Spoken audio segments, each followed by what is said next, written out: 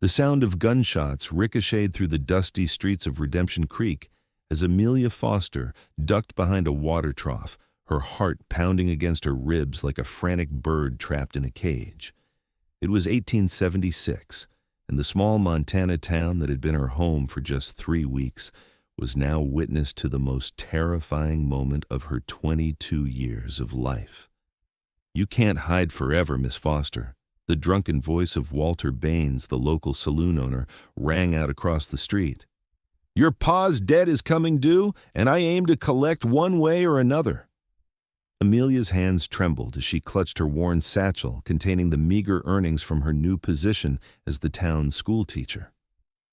$32.16, hardly enough to pay off her father's $500 gambling debt, a debt she hadn't even known existed until Baines had cornered her after school 3 days ago. "I need more time," she called out, her voice breaking. "Please, Mr. Baines, I'll have your money by month's end." Another shot splintered the wooden post beside her, sending fragments flying past her face.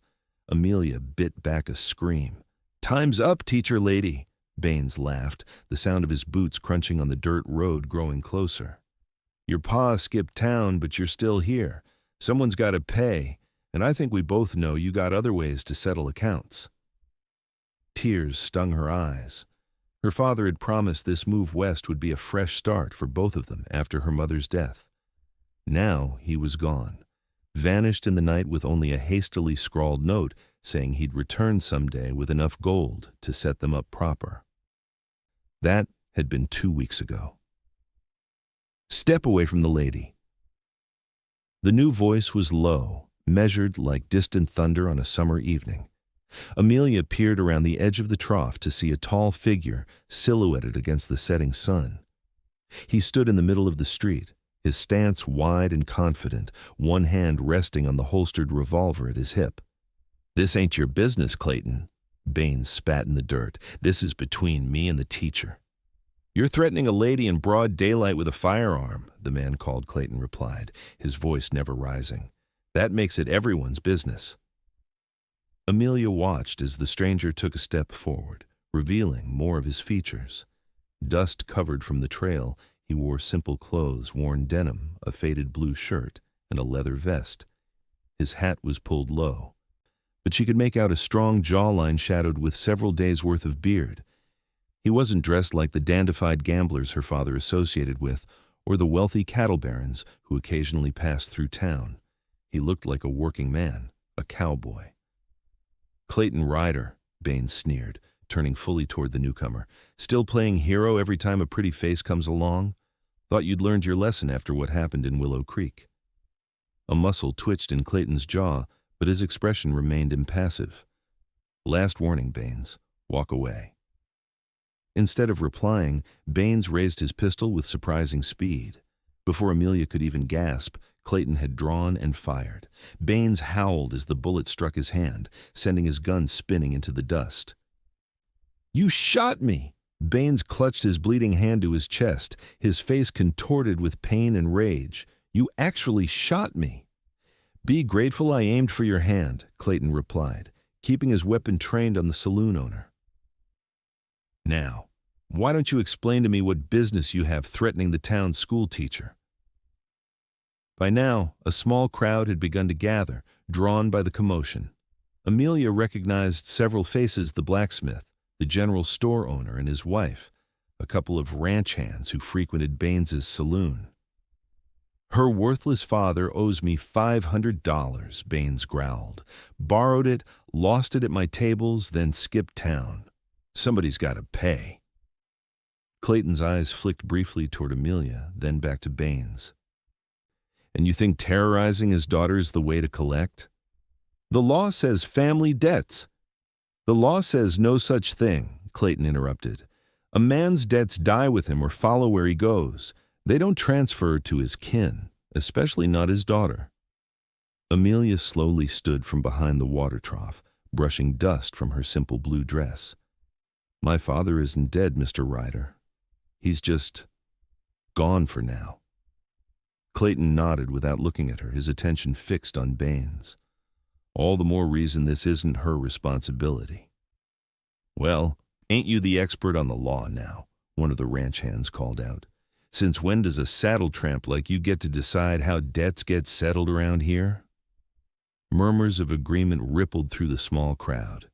Amelia noticed several men nodding, their expressions ranging from amusement to outright hostility. Clayton's just sweet on another damsel, someone else called out.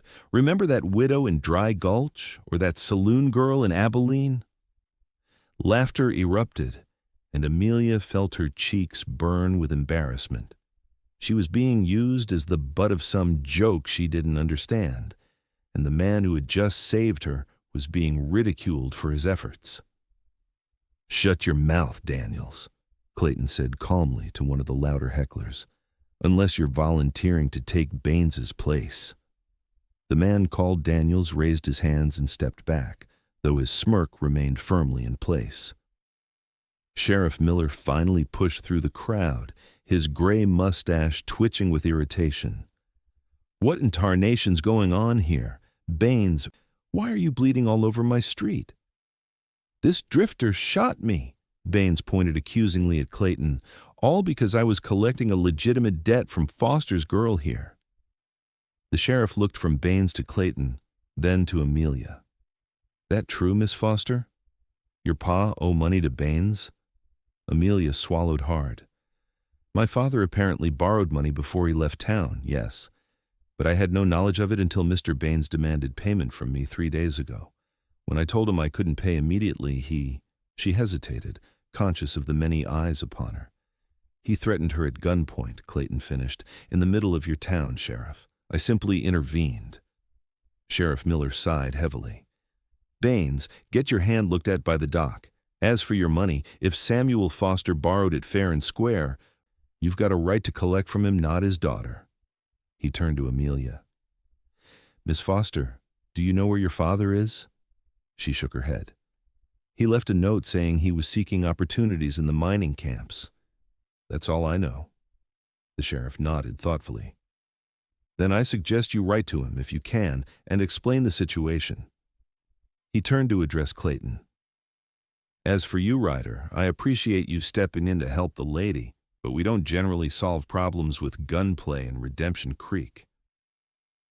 "Seems to me Baines was the one who started the gunplay," Clayton replied evenly. "Still taking up for pretty ladies, eh, Ryder?" Another voice called from the crowd. "Thought you'd have learned by now." More laughter followed, and Amelia saw Clayton's jaw clench slightly. "Yeah, how'd that work out for you last time? Hero?" Someone else jeered. Clayton finally holstered his weapon and turned to face the crowd.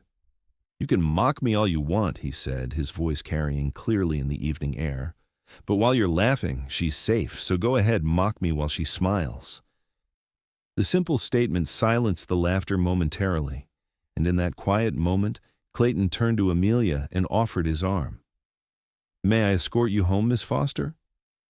Stunned by his gallantry in the face of such ridicule, Amelia nodded and placed her hand on his forearm. As they walked away from the scene, the muttering and occasional jeers resumed behind them, but Clayton paid them no mind. "Thank you," Amelia said softly when they were out of earshot. "You didn't have to do that." "Actually, I did," he replied, his voice low. "Couldn't very well ride past and let Baines threaten you like that." "You're new in town?" she asked, though it was obvious he was a stranger. A small smile touched his lips. "Just passing through. Was heading to Fort Benton for work." "What kind of work, if you don't mind my asking?" "Whatever needs doing," he said simply. "Been driving cattle mostly, but I can break horses, mend fences, build barns. My hands know what work is." They reached the small cabin at the edge of town that the school board had provided for her use. It was modest but clean, with a small garden plot that she had recently begun to cultivate with herbs and vegetables. "This is me," she said, gesturing to the cabin. Would you like to come in for coffee? It's the least I can offer after what you did." Clayton hesitated, then glanced back toward town. "That might not do your reputation any favors, Miss Foster. The town already has their opinions of me, and they seem protective of their schoolteacher." "Protective?" Amelia laughed softly. Did you see anyone else stepping forward when Baines was threatening me? Besides, I don't much care what they think at the moment. She paused, looking up at him. And it's Amelia. After a moment's consideration, Clayton nodded. 1 cup of coffee, then. Thank you. Amelia. Inside, the cabin was neat and modestly furnished with a small stove, a table with 2 chairs, a bookshelf already filled with volumes, and a curtain separating what must be her sleeping area. As she busied herself preparing coffee, Amelia spoke over her shoulder. What did they mean back there? About you learning your lesson? Clayton remained standing, his hat in his hands.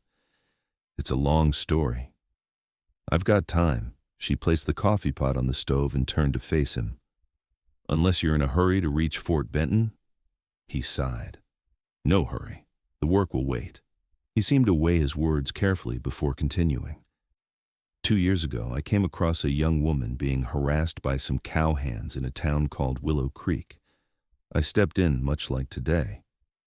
There was a fight. And, Amelia prompted when he fell silent, and I won the fight, but lost something else. His eyes met hers briefly before looking away. The woman was the cattle baron's daughter. She'd been sneaking out to meet one of those cowhands, her sweetheart. I didn't know that. Her father convinced himself I was trying to, well, that my intentions weren't honorable. That's ridiculous, Amelia said. You were helping her. Clayton shrugged. Didn't matter. Her father had influence. I was branded a troublemaker, couldn't find work for 100 miles in any direction. Had to move on, start fresh. But stories travel in this country. Seems my reputation preceded me here too. That's unfair, Amelia said, her indignation genuine. Life rarely is fair, he replied without bitterness, especially out here. The coffee began to bubble, and Amelia turned to retrieve 2 cups from her shelf. As she poured the steaming liquid, she considered the man standing in her small cabin. He wasn't like the other men she'd met since coming west. There was a quiet dignity about him, a thoughtfulness that seemed at odds with the rough-and-tumble cowboy exterior. So despite what happened before, you still stepped in today, she said, handing him a cup. Why risk it again? Clayton accepted the coffee with a nod of thanks. Some things a man can't ride past, no matter the consequences. He took a sip, then added, Your coffee's good. My mother taught me that a proper cup of coffee is one of life's essential comforts, Amelia said, smiling at the memory. Even when we had little else, she insisted on good coffee. She sounds like a wise woman. She was. Amelia's smile faded slightly. We lost her last winter. It's partly why Father decided we should move west. Too many memories back in Ohio. Clayton nodded in understanding. And now he's gone too, at least for the time being. Yes. She stared into her cup. I keep hoping he'll return, perhaps with enough money to settle his debts. But I'm not sure I should count on that. What will you do if he doesn't come back? The question hung in the air between them, stark in its practicality. Amelia had been avoiding asking herself the same thing. I suppose I'll continue teaching, she said finally. The position pays enough for me to live on, if modestly. And I enjoy the work. The children here are eager to learn, despite what their parents might think about the value of education out here. Clayton nodded. Teaching's important work, more important than most of what I've done with my life. And what would that be exactly? She asked, genuinely curious. Besides riding to the rescue of damsels in distress, that is. A smile tugged at the corner of his mouth. I grew up on a small ranch in Colorado. Left home at 16 after my mother died, and my father remarried. Worked cattle drives, did some prospecting, tried my hand at trapping for a while. Nothing seemed to stick, he shrugged.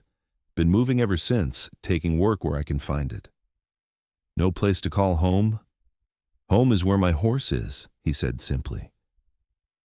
They fell into comfortable conversation as they finished their coffee, with Amelia sharing stories of her students and Clayton recounting some of his more colorful experiences on the trail. Before either realized it, the evening had deepened into night, and the single lamp in the cabin cast long shadows on the walls. "I should go," Clayton said finally, setting down his empty cup. "Thank you for the coffee and the conversation. Both were welcome after a long day's ride." "Where will you stay tonight?" Amelia asked, suddenly concerned. "The town hotel might not be welcoming after today's events. I've got a bedroll with my horse. I'll make camp outside of town." "In this cold?" It was early October, and the nights had already begun to carry the bite of the coming winter. Clayton smiled. "I've slept in worse conditions, believe me." Amelia hesitated, then made a decision that surprised even herself. "There's a small shed behind the cabin. It's not much, but it's shelter. You'd be welcome to use it tonight." He studied her face for a moment, as if trying to read her intentions. "That's kind of you, but it might cause talk if I'm found here in the morning." "Let them talk," she said with unexpected fierceness.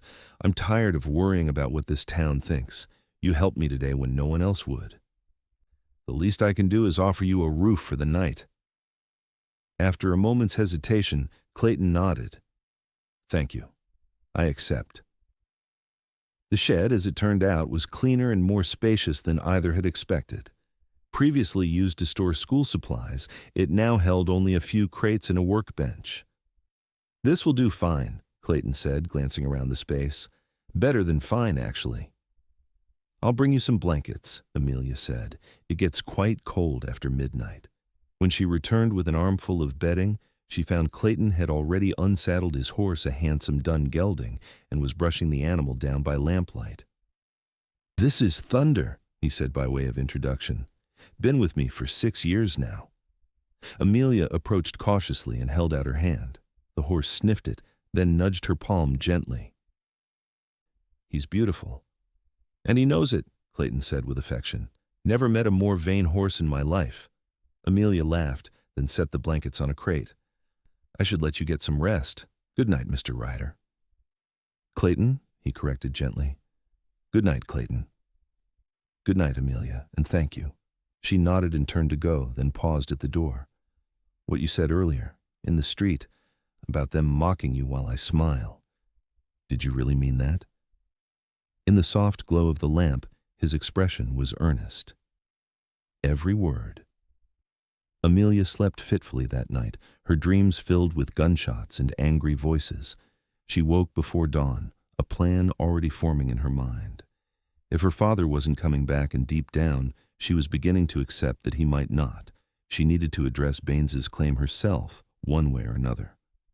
She dressed quickly and made her way to the small shed, where she found Clayton already awake and tending to his horse. "You're up early," he remarked, looking up as she approached. "I have a proposition for you," she said without preamble. His eyebrows rose slightly, but he said nothing, waiting for her to continue. "I need to earn money to pay off my father's debt, regardless of whether the law says I'm responsible. As long as Baines believes I owe him, I won't have peace in this town." Clayton nodded slowly. "That's likely true. The school term doesn't end until December, and my salary won't be enough to pay him off quickly. But I've heard the ranch south of town, the Lazy S, is hiring hands for the fall roundup." She took a deep breath. "If you're still looking for work, maybe you could put in a word for me too. I can cook for the outfit." Clayton's brow furrowed. "You want to work as a cook for a roundup crew? That's hard work, Amelia. Long days, rough conditions." "I'm stronger than I look," she said firmly. "And I'm a good cook. My mother made sure of that." "It's not just the work," he said carefully. "It's the men. A young, unmarried woman among a crew of cowhands. It could be uncomfortable at best, dangerous at worst." "That's where you come in," she said. "I thought perhaps we could present ourselves as, well, as a married couple." Clayton stared at her in undisguised surprise. "You want us to pretend to be married?" "Just for the roundup," she hastened to add. "It would offer me protection, and we'd both earn wages. By the end of the season, I should have enough to settle with Baines and be done with him forever." "And the school? Your students?" "I've already thought of that. Mrs. Peterson was a teacher back east before she married. I'm sure she'd be willing to substitute for a few weeks. The school board might not be pleased, but they'd manage. Clayton ran a hand through his hair, clearly taken aback by her suggestion. That's quite a plan you've hatched before sunrise. Necessity is the mother of invention, she quoted with a small smile. Will you help me? He studied her for a long moment. You barely know me, Amelia. I know you stood up for me when no one else would, she replied simply. I know you have a kind heart beneath that stoic exterior, and I know I trust you, even if I can't fully explain why. The early morning light caught the flecks of gold in his eyes as he considered her words. Finally, he nodded. All right, I'll speak to the foreman at the Lazy S today, but if there's any sign of trouble or if you're uncomfortable for even a moment, we call it off. Agreed? Agreed. She held out her hand to seal the bargain, and after a brief hesitation, he took it. His hand was warm and calloused, enveloping hers completely. For a moment, neither moved to break the contact. Then, thunder whinnied softly, breaking the spell, and they stepped apart. I should get to the ranch early if we want a chance at those positions, Clayton said, turning back to his saddle. I'll prepare for school and speak to Mrs. Peterson afterwards, Amelia replied. Meet me back here this evening? He nodded, then hesitated.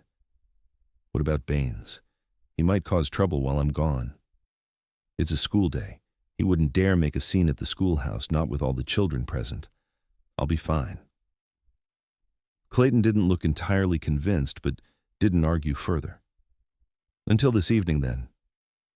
Amelia watched as he mounted Thunder and rode away, wondering if she had just made the most foolish decision of her life or the most practical one. Either way, there was no turning back now. The day passed in a blur of spelling lessons and arithmetic problems, with Amelia frequently catching herself glancing out the window, half expecting to see Baines lurking nearby. But the saloon owner never appeared, and when the last child had departed with a slate tucked under one arm, Amelia locked the schoolhouse and made her way to the Peterson home.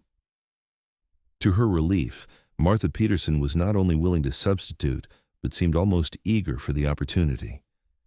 I've missed teaching, the older woman confessed, and between us I think you're doing a fine job with those children. A few weeks won't set them back, especially with me keeping your lessons going. Thank you, Mrs. Peterson. I wouldn't ask if it wasn't important. It's about your father's debt, isn't it? When Amelia looked startled, the woman smiled kindly. This is a small town, dear. Word travels fast. And Walter Baines isn't known for his discretion, especially after a few drinks. Amelia nodded, embarrassed but grateful for the understanding. Yes, I need to earn enough to settle with him once and for all. Just be careful out at that ranch, Mrs. Peterson cautioned. Roundup crews can be rough company. I won't be alone, Amelia assured her, deciding it was best not to elaborate further. By the time she returned to her cabin, the sun was setting, casting long shadows across the yard. She was relieved to see Thunder already tethered outside the shed. Clayton had returned. She found him inside the shed, organizing his saddlebags. He looked up as she entered, and something in his expression made her heart skip a beat. You got the job, she said, reading his face. He nodded. We both did. Foreman's name is Hank Wilson. Said they're short-handed after some of the crew left for the mining camps up north. They need a cook badly. Their last one quit after some dispute about the quality of his beans. Amelia smiled, feeling a weight lift from her shoulders. When do we start? Tomorrow morning. We'll need to be at the ranch by sunrise. He hesitated. There's something else. I told Wilson we were recently married. Said you were still adjusting to life out here. That was good thinking, Amelia said, surprised by how little the deception bothered her. It will make our arrangement more believable. We'll need to make it convincing, Clayton warned. These men will be watching us, especially at first. They're not fools. I understand. She smoothed her skirt nervously. I should pack my things, and I'll need to speak with the school board chairman tonight. Need company for that conversation? Clayton offered. Amelia considered it, then shook her head. I think it's better if I handle it alone. Mr. Thompson is reasonable, even if he won't be pleased. As predicted, the school board chairman was unhappy with her request for leave, but eventually relented when she explained about Mrs. Peterson's willingness to substitute. "Just make sure you're back before Christmas," he said gruffly. "The children are counting on you for the holiday recitations." By the time she returned to the cabin, night had fallen completely. She found Clayton waiting on her small porch, his tall figure silhouetted against the lamplight from the window. "Everything settled?" he asked as she approached.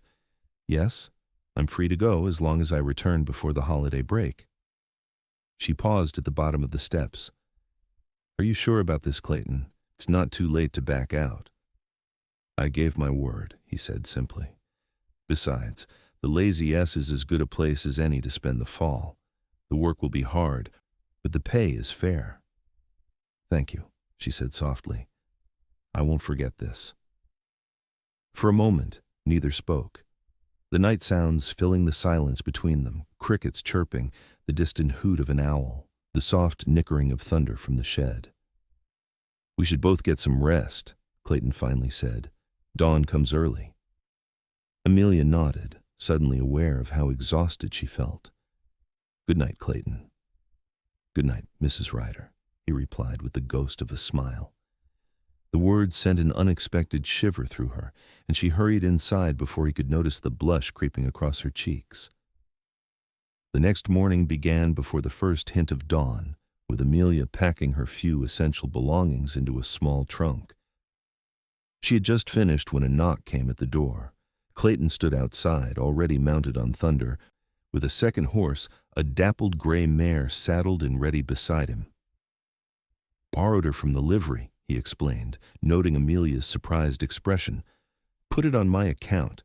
Figured it would be easier than you riding double with me all the way to the ranch." "That was thoughtful," Amelia said, touched by his consideration. "Let me just get my trunk." "Already secured it," Clayton replied, gesturing to where her trunk was strapped behind the mare's saddle. "Hope you don't mind. I saw it on the porch when I came up." The journey to the Lazy S took just under an hour, with the eastern sky gradually lightening as they rode. Amelia was grateful for the good-natured mare, who seemed content to follow Thunder's lead with minimal guidance. "Have you done much riding?" Clayton asked as they crossed a shallow creek. "Some," Amelia admitted. "My uncle had a farm in Ohio with several horses. I learned the basics as a girl, but it's been a while." "You have a good seat," he observed. "Natural balance." The compliment warmed her more than it should have. The Lazy S spread out before them as they crested a small rise, a sprawling ranch with a main house, bunkhouse, barn, and various outbuildings. In the distance, cattle dotted the grasslands, their forms indistinct in the early morning mist. "Impressive operation," Clayton remarked. "Must run close to 1,000 head." As they approached the main house, a stocky man with a salt and pepper beard emerged onto the porch. "Right on time," he called out. "I like that in a hand."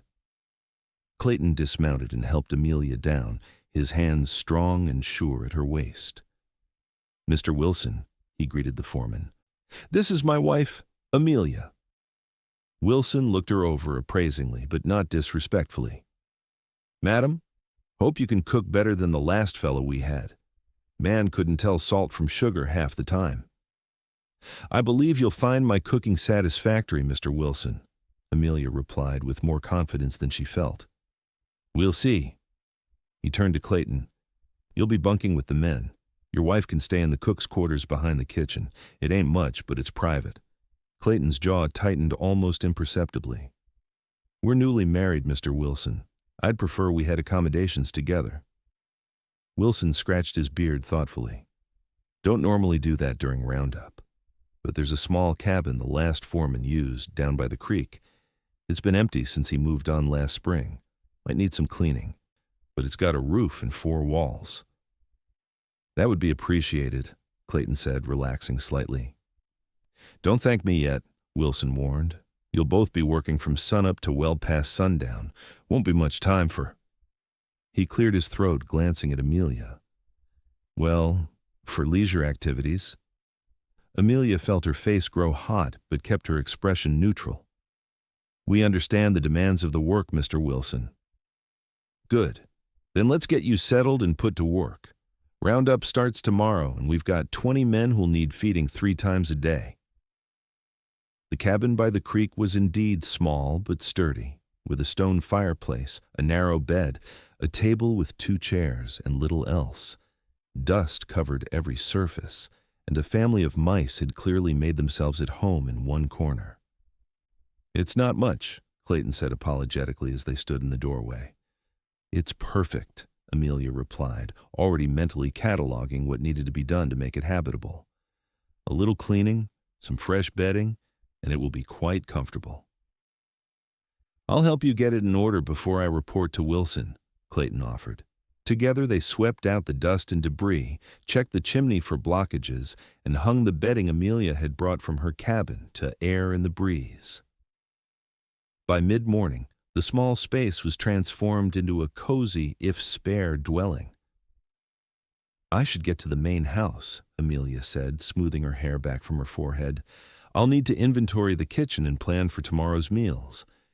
"And I'm expected at the north pasture to help bring in the first herd," Clayton replied. "Will you be all right on your own?" Amelia smiled at his concern. "I'll be fine. This was my idea, remember?" He nodded but hesitated before leaving. "If anyone gives you trouble, any of the hands, or even Wilson, you tell me immediately." "I will," she promised, "but I doubt it will come to that. I can handle rough men. I'm a schoolteacher after all." That earned a chuckle from Clayton. "Fair point.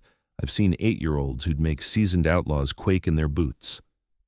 As he turned to go, Amelia impulsively reached out and caught his arm. "Clayton, thank you. For everything." His eyes softened as they met hers. "No thanks needed. We're in this together now." He gently squeezed her hand, then released it and strode away toward the barn. Amelia watched him go. A strange fluttering in her chest that had nothing to do with anxiety about her new position. With a shake of her head, she gathered her resolve and made her way to the ranch house kitchen to begin her work. The kitchen was large but disorganized, with supplies scattered haphazardly and a layer of grime on most surfaces. Amelia rolled up her sleeves and set to work, determined to have everything in order before she needed to prepare the evening meal. By late afternoon, she had scrubbed the kitchen to a reasonable state of cleanliness, organized the pantry, and taken stock of the available provisions. She was kneading dough for biscuits when the ranch owner's wife, Mrs. Sarah Sullivan, appeared in the doorway. "I was told our new cook had arrived," the woman said, eyeing Amelia with undisguised curiosity. "I didn't expect a young woman." Amelia wiped her hands on her apron and extended one to the older woman. "Amelia Foster. Ryder. Forgive me, I'm still getting used to my married name." Mrs. Sullivan's eyebrow rose slightly at the slip, but she accepted the handshake.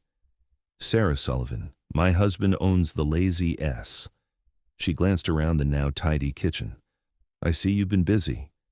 "Yes, madam. I hope you don't mind. I find it easier to work in an organized space." "Mind? I'm delighted. This kitchen hasn't been properly cleaned since our last housekeeper left last spring." She moved further into the room, examining Amelia's handiwork. "Hank says your husband is one of the new hands for the roundup." "Yes, Clayton. We only recently arrived in the area." "And you're both staying in the old foreman's cabin?" When Amelia nodded, Mrs. Sullivan's expression softened slightly. "That place has been empty for months. I'll send over some fresh linens and a few comforts. No need for you to start married life in such sparse conditions." "That's very kind of you, Mrs. Sullivan, but we don't need—" "Nonsense," the older woman interrupted. "It's the least we can do for someone who's finally brought order to this chaos." She gestured around the kitchen. "Besides, I remember what it's like to be young and newlywed on a ranch. Every small comfort matters." Amelia felt a twinge of guilt at the deception, but managed a grateful smile. "Thank you, Mrs. Sullivan. Now, what are you planning for supper? The men will be coming in hungry after a day of gathering cattle." Relieved by the change of subject, Amelia outlined her menu: beef stew, biscuits, and apple pie for dessert. Mrs. Sullivan nodded approvingly. Simple but hearty. That's exactly what they need. Let me know if you're short on any supplies. I'm heading into town tomorrow and can pick up whatever you need. After Mrs. Sullivan departed, Amelia returned to her baking with renewed energy. The genuine kindness of the woman had caught her off guard, making her deception feel even more uncomfortable. But she reminded herself of the necessity this was about survival, about freeing herself from Baines's threats once and for all. The ranch hands began filtering into the dining hall as the sun set, their faces weathered and tired from a day in the saddle. Amelia served the meal with efficient grace, learning names and noting preferences as she moved among the tables. Clayton was among the last to enter, his shirt dust covered and his face showing the strain of hard physical labor. Their eyes met briefly across the room, and something unspoken passed between them, a shared understanding, a silent acknowledgement of their partnership in this venture. Then he took his place at one of the long tables, joining easily in the rough banter of the other men. Amelia was pleased to see the stew pot emptied and the platter of biscuits reduced to crumbs. The apple pies disappeared with appreciative murmurs, and several of the hands made a point of thanking her personally as they filed out. "That was quite a feast," Clayton said quietly, as he helped her clear the tables after the others had departed. "You've won them over already." "Food is the quickest way to a man's good graces," Amelia replied with a small smile. "My mother taught me that too." "She taught you well." He stacked the last of the plates and carried them to the wash basin. "Need help with the dishes?" "No, I can manage. You must be exhausted." He rolled his shoulders, not denying it. "Long day. Wilson had us bringing in cattle from the far northwest section, rough country out there." "Go back to the cabin," she urged. "Get some rest. I won't be far behind you." Clayton hesitated, then nodded. "Don't stay too late. You need your rest too." After he'd gone, Amelia methodically washed and dried the dishes, her mind turning over the events of the day. The pretense of being married to Clayton felt both strange and oddly natural. They moved around each other with an ease that belied their brief acquaintance, anticipating needs and respecting boundaries without discussion. It was well past dark by the time she finished in the kitchen. The walk back to the cabin was illuminated only by moonlight and the distant glow of a lamp from within the small dwelling. Clayton had left a light burning for her, the simple gesture touching in its thoughtfulness. She found him asleep in a chair by the fire, his long legs stretched toward the hearth. For a moment she simply observed him, the strong line of his jaw now softened in sleep, the way his hair fell across his forehead, the steady rise and fall of his chest. "Clayton," she said softly, not wanting to startle him. He woke instantly, his hand moving reflexively to his side where his gun would normally be holstered. Then his eyes focused on her, and he relaxed. "Sorry," he murmured, scrubbing a hand across his face. "Old habits. No need to apologize. I'm sorry I woke you, but you'll be more comfortable in the bed." He stood, stretching his tall frame. "The bed's yours. I'll take the floor." "Don't be ridiculous," Amelia said practically. "The bed is big enough for both of us, and we're both adults. We can share it without impropriety." Clayton looked at her dubiously. "Are you certain? I'm perfectly fine on the floor with my bedroll." "I'm certain," she replied, more confidently than she felt. "Besides, if anyone from the ranch comes by, it would look strange for a supposedly married couple to have such separate sleeping arrangements." After a moment's hesitation, Clayton nodded. "You're right, but I'll stay on top of the covers, and you can have the blankets to yourself." "That seems a fair compromise," Amelia agreed, relieved by his understanding. They prepared for bed with careful courtesy, taking turns behind a makeshift screen in the corner to change into nightclothes.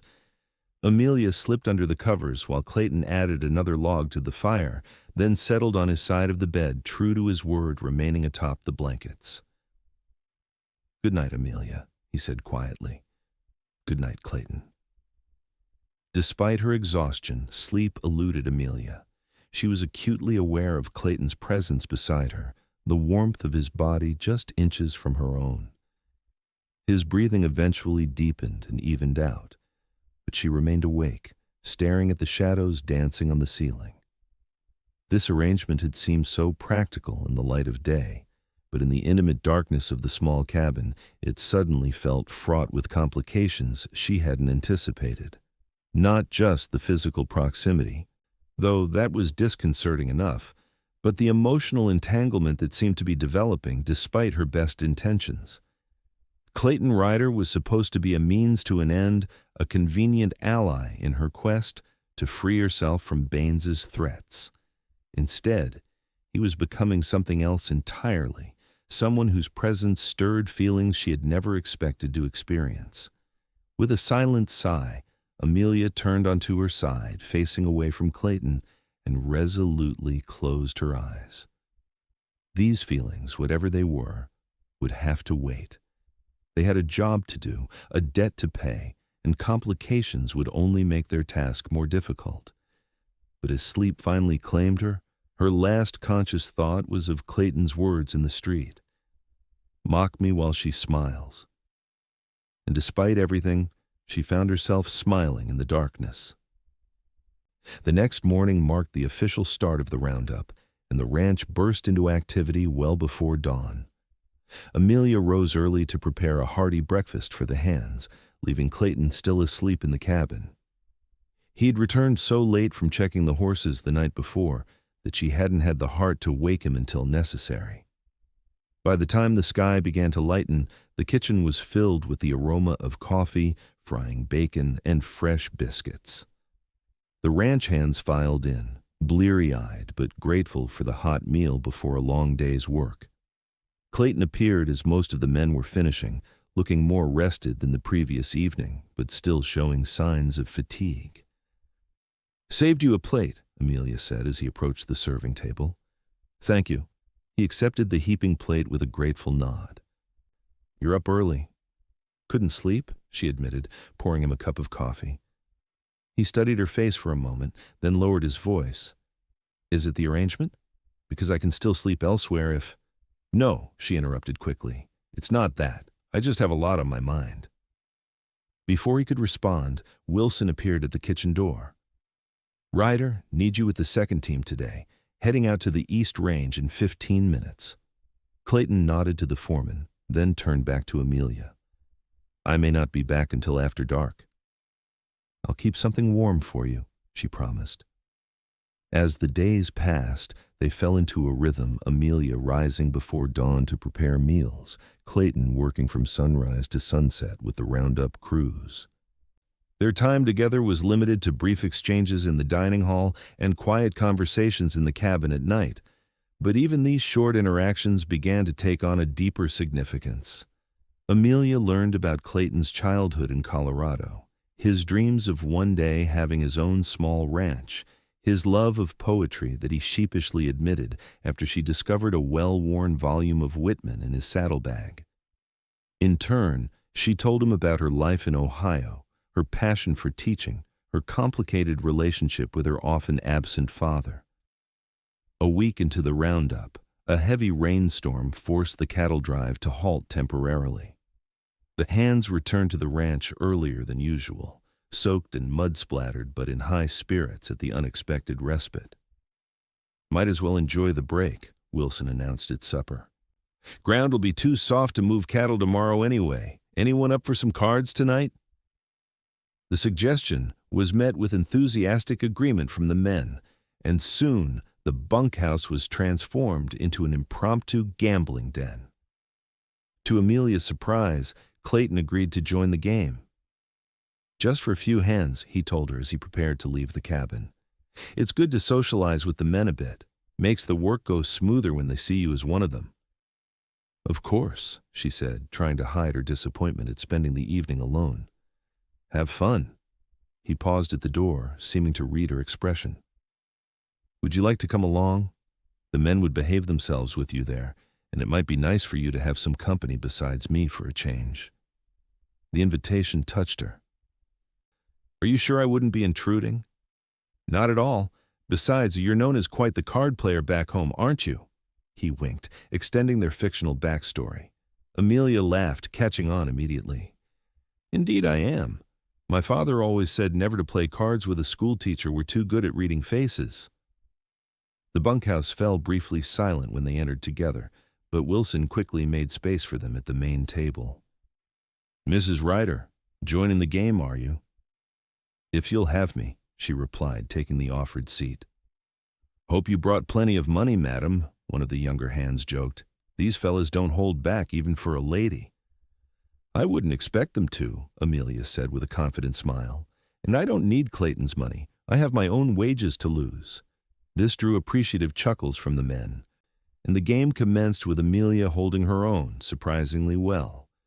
Her father's frequent card games had taught her more than she had ever admitted, and while she was no expert, she understood the basics of poker well enough to avoid embarrassing herself. As the evening progressed, the conversation flowed as freely as the whiskey, though Amelia limited herself to a single small glass.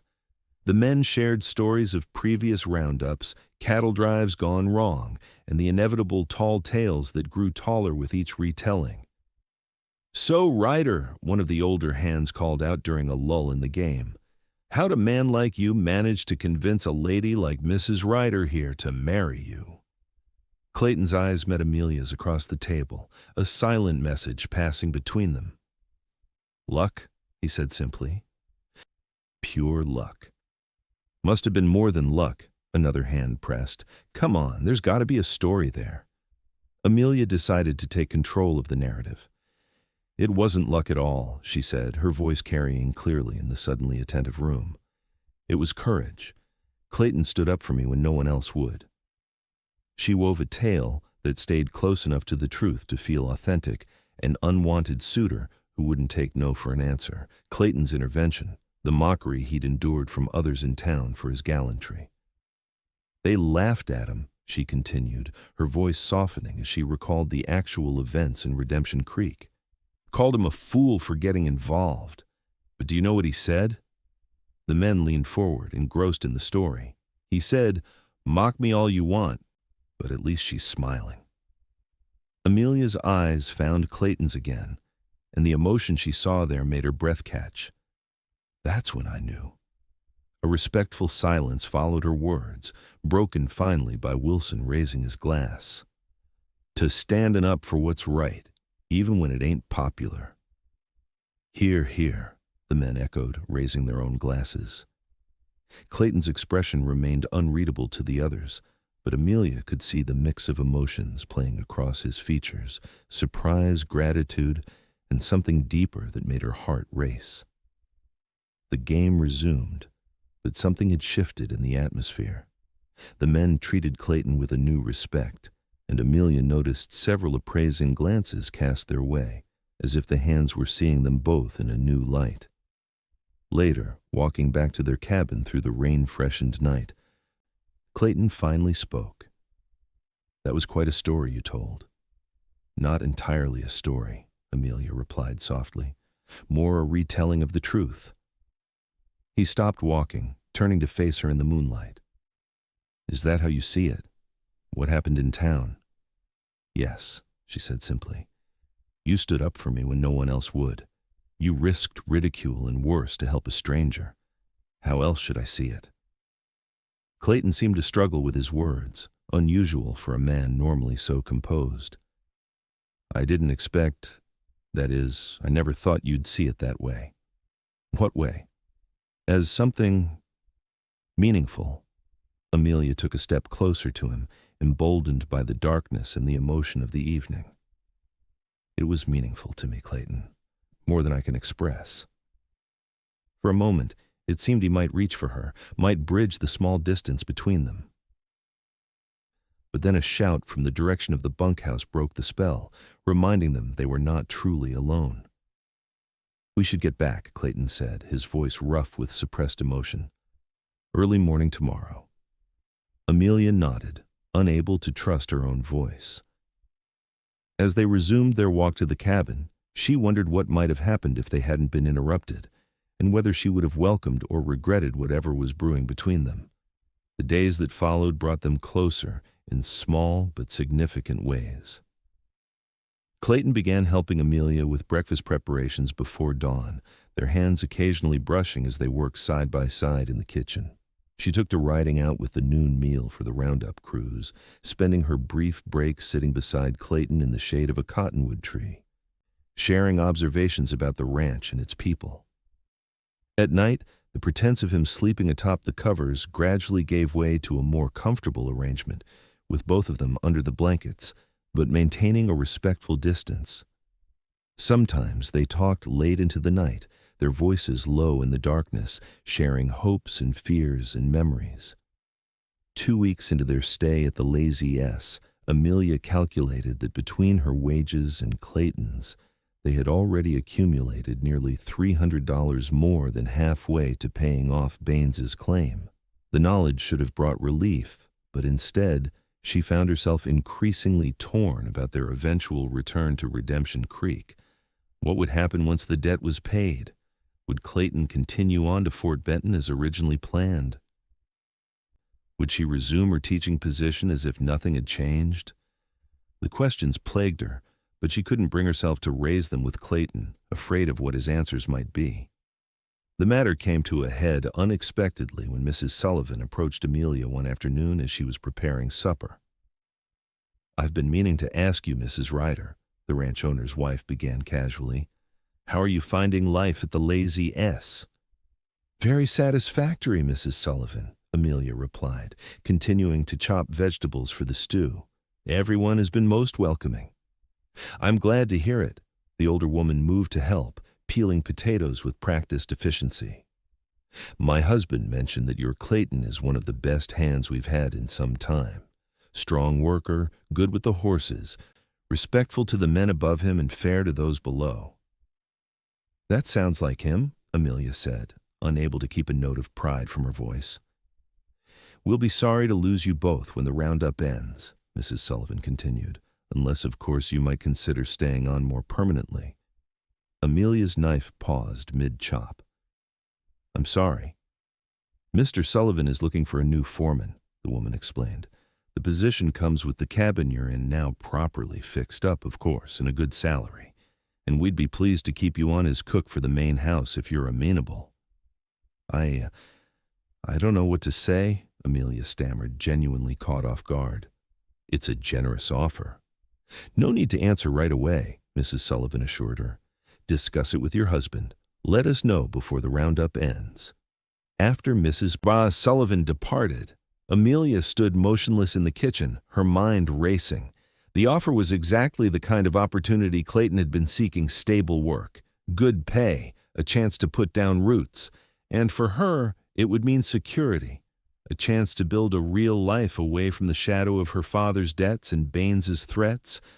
But it would also mean continuing their deception indefinitely. How long could they pretend to be married before the truth inevitably came out? And what would happen to their growing friendship, or whatever it was becoming under such strain? She was still pondering these questions when Clayton returned with the evening crew, his face showing the fatigue of another long day on the range. One look at her troubled expression had him separating from the other men and approaching her directly. "What's wrong?" he asked quietly. "Not here," she murmured, glancing meaningfully at the men filing into the dining hall. "Later, at the cabin." He nodded, understanding without further explanation, and joined the others for the evening meal. Amelia went through the motions of serving, her smile fixed in place though her thoughts were elsewhere.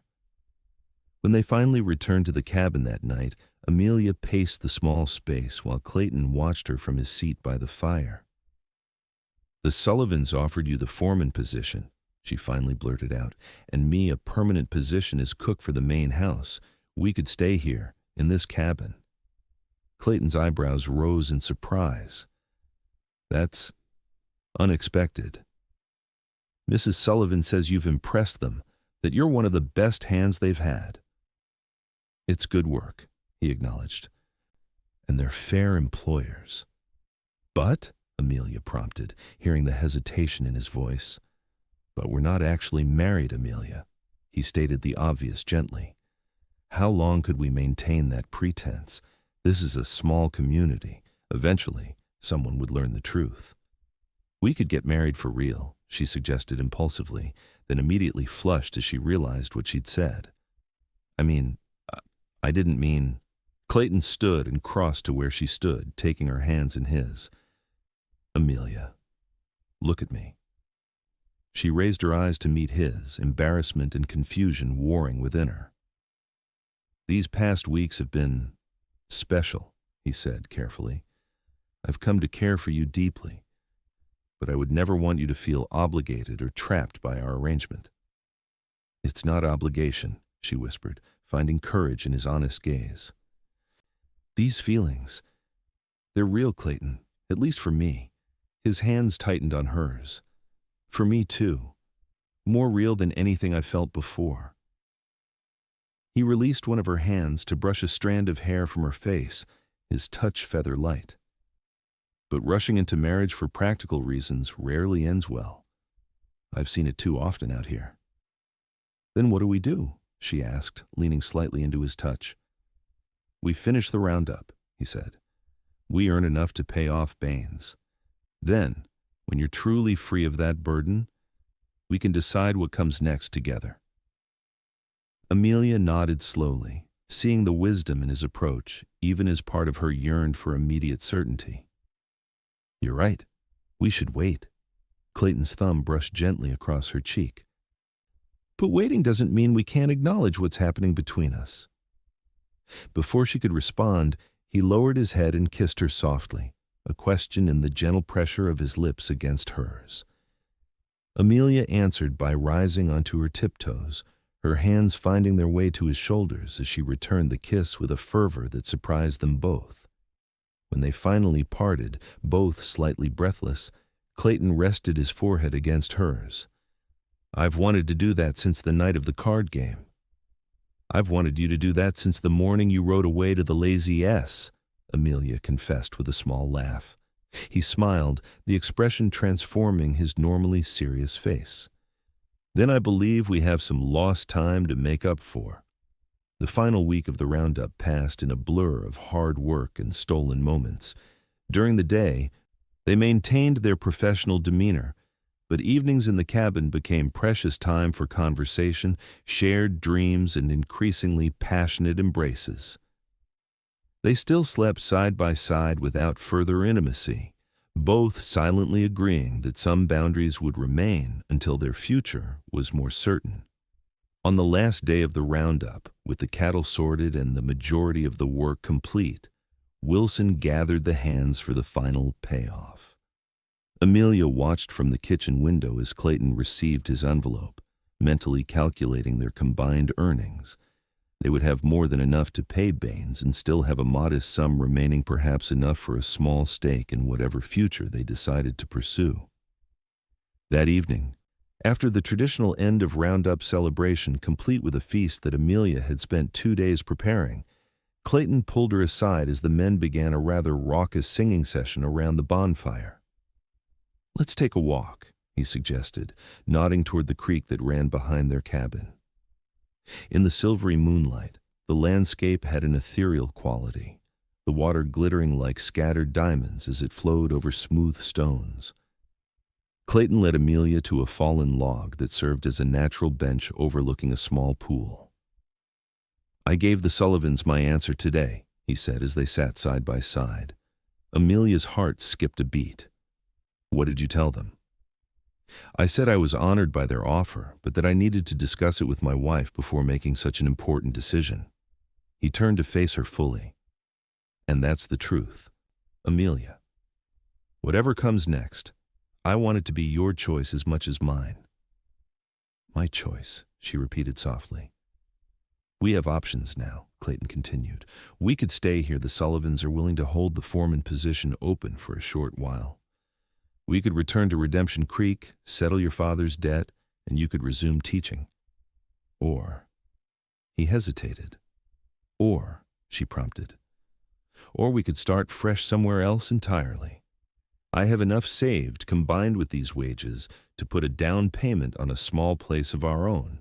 Nothing fancy, but it would be a beginning. Amelia stared at him in amazement. You've thought about this a great deal. I've thought of little else these past weeks, he admitted, but I won't press you for an answer tonight. Take some time to consider. I don't need time, Amelia interrupted, her decision crystallizing with sudden clarity. I know what I want. Clayton waited, his expression a mixture of hope and caution. I want to return to Redemption Creek, she said firmly. I want to settle my father's debt and clear my name in that town. I want to fulfill my commitment to the school through December. His face fell slightly, though he tried to hide it. I understand. Your teaching means a lot to you. It does, she agreed, reaching for his hand. But that's not all I want, Clayton Ryder. Hope flickered in his eyes again. Go on. After the school term ends, I want us to start that new life you mentioned together, not as a pretend marriage, but as a real one. If, she suddenly faltered, her courage wavering, if that's what you want too. In answer, Clayton pulled her into his arms, his kiss conveying everything words could not: devotion, promise, and a future written in shared dreams rather than necessary deception. Is that a yes? Amelia asked when they finally parted, her voice breathless with emotion. Clayton laughed softly, the sound warming her like summer sunshine. That's a yes, Amelia Foster, the most emphatic yes I've ever given.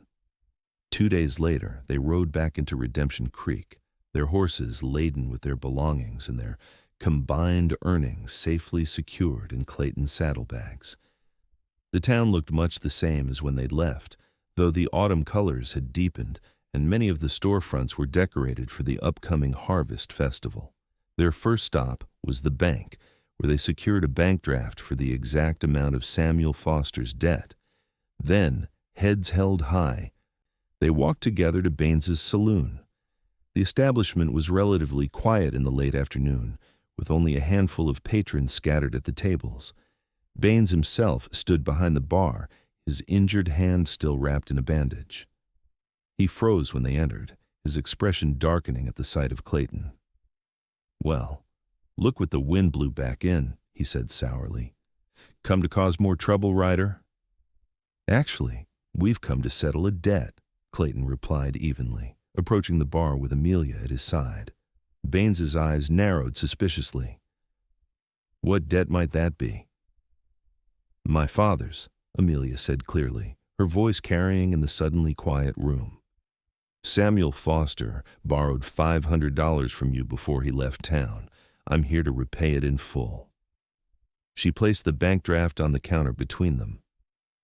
Baines stared at it for a long moment, then looked up at her with a mixture of surprise and reluctant respect. Didn't think I'd see this money again, he admitted, picking up the draft and examining it carefully. Where'd you get this kind of cash, teacher lady? We earned it, Clayton answered for her. Honest work for honest pay. We? Baines raised an eyebrow. So it's we now, is it? Amelia lifted her chin proudly. Yes, it is. Clayton and I are to be married after the school term ends in December. A slow smile spread across Baines's face, though there was little warmth in it. Well, ain't that something? The hero gets the girl after all. He carefully folded the bank draft and tucked it into his vest pocket. I suppose this makes us square, Miss Foster. It does, Amelia agreed firmly. My father's debt is paid in full. I trust we'll have no further business between us, Mr. Baines. None whatsoever, he confirmed, then added with grudging acknowledgement, You've got spine, teacher, more than your pa ever showed. As they turned to leave, one of the patrons, a man Amelia recognized as one of the hecklers from that first day, called out, Hey, Ryder, still playing knight in shining armor to every pretty face that comes along? Clayton paused, his hand finding Amelia's at his side. Not every pretty face, he replied calmly. Just this one, and I'd do it all over again, even knowing how you'd mock me for it. Because she's smiling? Another voice jeered, echoing Clayton's words from weeks ago.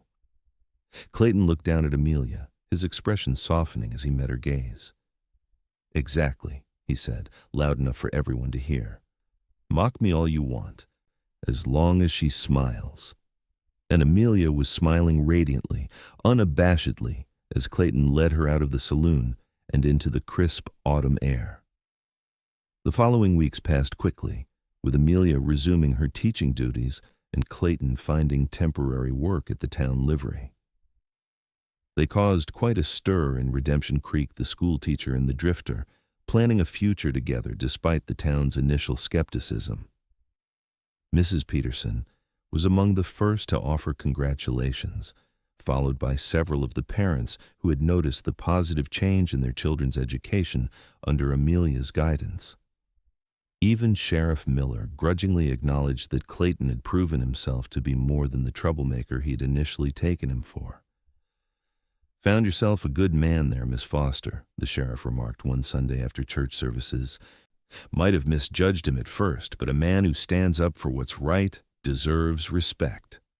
On the last day of the school term, with Christmas just a week away, Amelia's students surprised her with handmade gifts and cards wishing her happiness in her upcoming marriage. The school board chairman presented her with a modest bonus in appreciation of her dedicated service, along with an open invitation to return to teaching should she ever wish to do so. "The children will miss you, Mrs. Ryder," he said, using the name she would soon officially bear. "As will we all." The wedding took place on Christmas Eve in the small church on the edge of town. Simple but heartfelt, the ceremony was attended by many of Amelia's students and their families, several hands from the Lazy S who had ridden in for the occasion, and even Mr. and Mrs. Sullivan themselves. As Amelia spoke her vows to Clayton, looking up into the face of the man who had changed her life with a single act of courage, she thought of all that had transpired since that fateful day when a stranger had stepped between her and danger. "I now pronounce you husband and wife," the minister declared. "You may kiss your bride." Clayton's kiss was gentle yet full of promise, the promise of a future built on mutual respect, shared dreams, and a love that had blossomed from the most unexpected of beginnings. At the small reception in the town hall afterwards, Wilson from the Lazy S raised a glass in toast. "To Clayton and Amelia Ryder, may your courage always be rewarded and your smiles never fade." "To the Ryders," the gathering echoed. Later that night, as they stood on the porch of the small house they had rented at the edge of town, a temporary home until spring, when they planned to journey north to look at land of their own, Amelia leaned into her husband's embrace. "Remember what you said that first day?" she asked, watching the snow begin to fall gently around them. "About them mocking you while I smiled." Clayton nodded, his arms tightening around her waist. "I remember. I haven't stopped smiling since," she said softly, turning in his arms to face him. "And I don't think I ever will." "Then they can mock me for the rest of our days," Clayton replied, brushing a snowflake from her cheek. "As long as I get to see that smile every morning when I wake up." Amelia raised herself on tiptoes to kiss him, snow swirling around them like nature's own blessing on their union. "That's a promise I intend to keep, Clayton Ryder. Every single day." And as they closed the door on the outside world and began their life together in earnest, Amelia knew with absolute certainty that some journeys begin not with a destination in mind, but with a single courageous step into the unknown. Clayton had taken that step for her once, and now they would take all the rest together hand in hand, come what may, with smiles that no amount of mockery could ever diminish.